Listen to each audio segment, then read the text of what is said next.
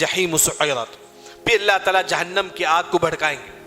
जहन्नम की आग सिर्फ दो वजह से भड़केगी, एक गुनाहों की वजह से, दूसरा जब अल्लाह को गुस्सा होगा, जब अल्लाह ताला गुस्सा होंगे उस वक्त जहन्नम की आग भड़केगी। जैसे कि इमाम कतादा जो मुफस्सिर हैं वो फरमाती वइदल जन्नतु उज़लिफत, उस वक्त अल्लाह ताला जन्नत को भी जो है ना नेक लोगों के लिए अल्लाह ताला करीब कर देंगे।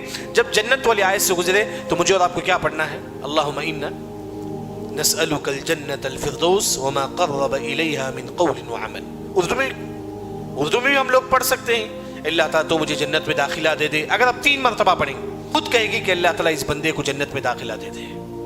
कि अलिमत नफ्सुम मा अहदरत, उस दिन हम कई नेकी हम इस दुनिया में की हम भूल जाते हैं, कई गुनाह हम लोग किए हैं हम भूल जाते हैं, लेकिन अलिमत नफ्सुम मा अहदरत, हशर के मैदान में हमारा तमाम गुनाह हमको याद आ जाएगी, हमारी तमाम नेकी हमको याद आ जाएगी। हर नेकी अल्लाह ने किताब में लिखे हुए होंगे, हमारी हर बुराई अल्लाह ताला किताब में लिखे हुए होंगे। लेकिन यहाँ एक जो बात है कि इस आयत, अगर इस तरह हम आयतें पढ़ते हैं, सबसे पहले हम इस दुनिया में सोचें कि हम क्या क्या गुनाह किए, हम अल्लाह से दुआ मांगे, अल्लाह ताला हम तमाम गुनाहों को अल्लाह ताला मेरे माफ़ फरमा। अगर हम दुआ करेंगे तो कल हमारी किताबों में हमारी गुनाह लिखा रहेगा, बाद में ये भी लिखा रहेगा कि इस गुनाह को तौबा की वजह से माफ़ कर दिया गया। यहाँ तक अल्लाह ताला क़यामत के बारे में जिक्र करते हैं